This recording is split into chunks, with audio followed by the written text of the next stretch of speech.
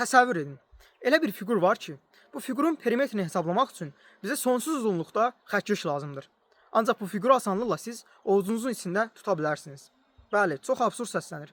Ancaq riyaziyyatda, daha doğrusu fraktallar dünyasında bu mümkündür. Maraqlısı odur ki, fraktallar təbiətdə hər yerdə qarşımıza çıxır.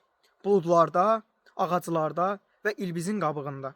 Gəlin fraktal anlayışını daha yaxşı qavramaq üçün ən sadə fraktallardan biri olan Koch qar dənəsinə nəzər yetirək.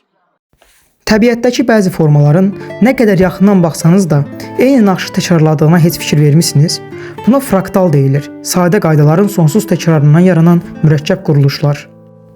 Hal-hazırda riyaziyyatın ən məşhur fraktallarından biri olan Koch qar dənəsini görürsünüz. Hər şey bir bərabər tərəfli üçbucaqla başlayır. Üçbucağın hər bir düz tərəfini 3 bərabər hissəyə bölürük. Ortadakı hissəni silib, yerinə xaricə doğru yönəlmiş yeni kiçik bir üçbucaq əlavə edirik.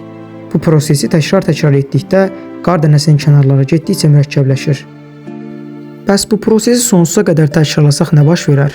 Hər addımda tərəflərin sayı artsa da uzunluqları kiçilir. Hər yeni mərhələdə hər bir düz xətt parçası 4 daha kiçik segmentlə əvəz olunduğu üçün ümumi uzunluq hər dəfə 4/3 nisbətində artmağa davam edir. Bu o deməkdir ki, fiqur hər addımda daha mürəkkəb forma alsa da, əslində əvvəlcədən müəyyən edilmiş məhdud bir sahənin daxilində sıxılıb qalır. Gördüyünüz kimi iterasiyalar sonsuzluğa doğru getdikcə, bu kiçik qar dənəsinin kənarlarının uzunluğu, yəni perimetrdə qarşısı alınmaz şəkildə böyüyərək sonsuzluğa çatır. İndi isə ən paradoksal hissə gəlir. Sonsuz perimetrli bu fiqurun sahəsi nə qədərdir?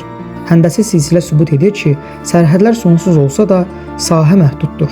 Yəni fiqur müəyyən bir hüdudu heç vaxt aşmır. Sonsuz perimetr, lakin məhdud sahə. Kim deyib ki, riyaziyyat maraqsızdır?